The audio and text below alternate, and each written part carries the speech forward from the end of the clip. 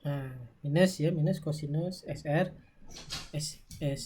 sin pi ini lebih kompleks, tapi di sini kita lebih leluasa mau kemana arahnya sudut pi-nya. Sudut pi dari mana datangnya? Nah, sudut pi adalah ini. Jadi sudut antara bidang normal terhadap bidang pantul. Jadi ini bergeser. Ini kalau radiasi maksimum kan ke arah sini nih kalau tidak ada pengaruh panah. Nah, 1 2. Kalau kita atur cos pi-nya tertentu, kalau ingin pi-nya sebesar dikasih ini tanda ini, maka radiasi akan mendongak, bergeser ya radiasinya. Tidak lagi tegak lurus terhadap bidang pantul, maka dia akan muncul pada sudut tertentu. Baik bidang datar maupun bidang 90 derajat. Jadi sudut pi-nya bergeser ya. Oke. Baik.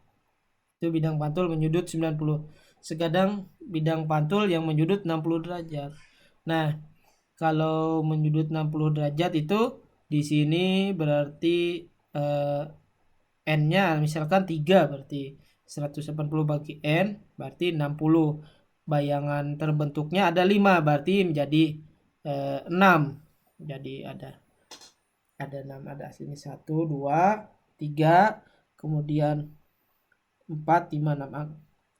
Nah, 2 berpasangan pada 3, 5 berpasangan 4, kemudian 1 berpasangan dengan 6 ya. Kira seperti itu. Nah, oke.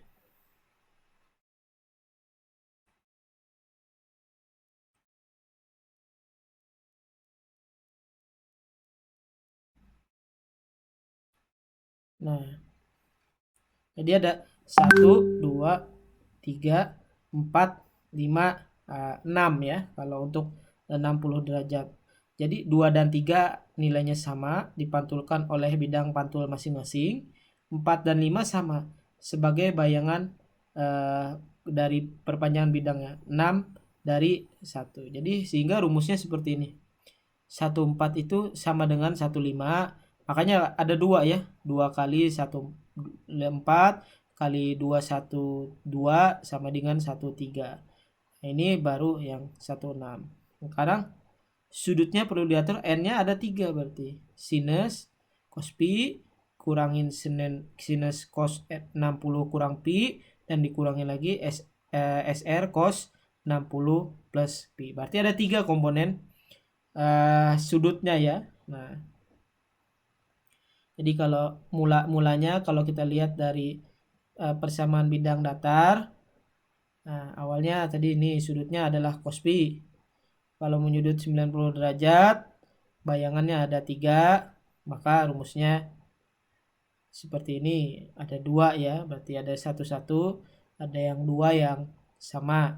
Nah, sedangkan untuk yang berikutnya 60 derajat, maka ada seperti ini. Gainnya adalah ada 14 15 sama, 12 dan 13 adalah sama atau 2 kali. 16 sudutnya 3 kali. Jadi secara berurut seperti itu.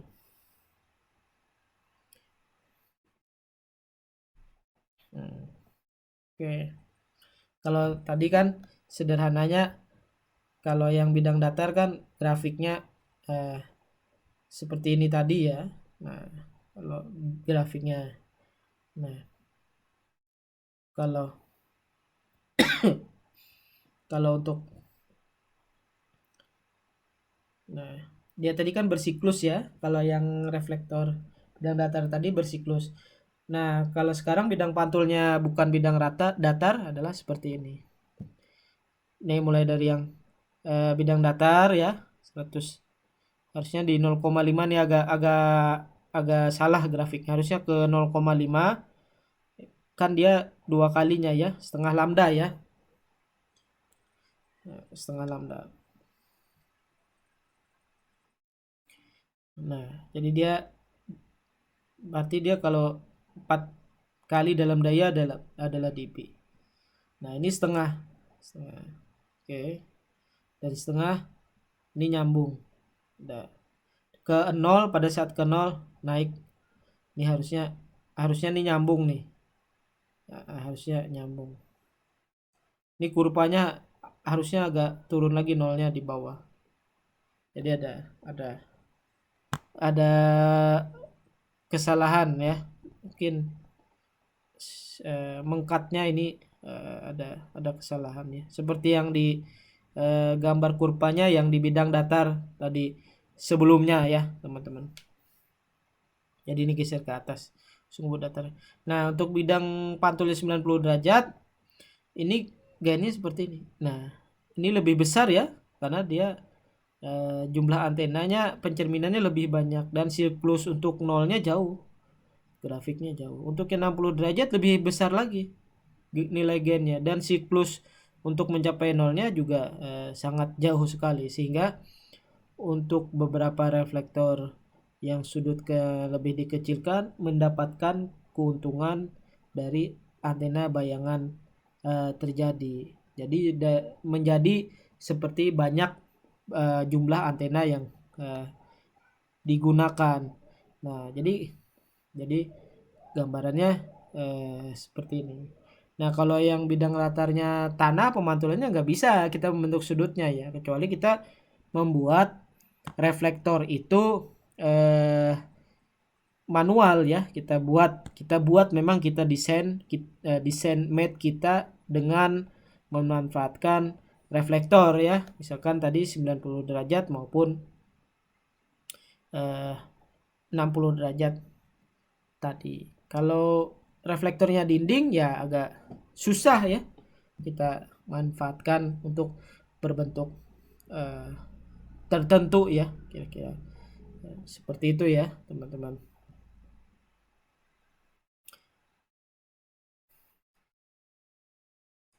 Itu yang terkait ya teman-teman. Nah, ini melihat dari impedansi antenanya, ini pengaruh impedansi munculnya. Ini sebetulnya diambil dari kurva-kurva yang sudah kita bahas di modul 2 sebelumnya, yaitu impedansi antena ya, di bab impedansi antena. Kalau kemarin kan 180 derajat berarti satu bayangan jarak S di atas tanah, maka kira-kira nilai impedansinya seperti ini. Nah, 90 derajat maka 3 bayangan.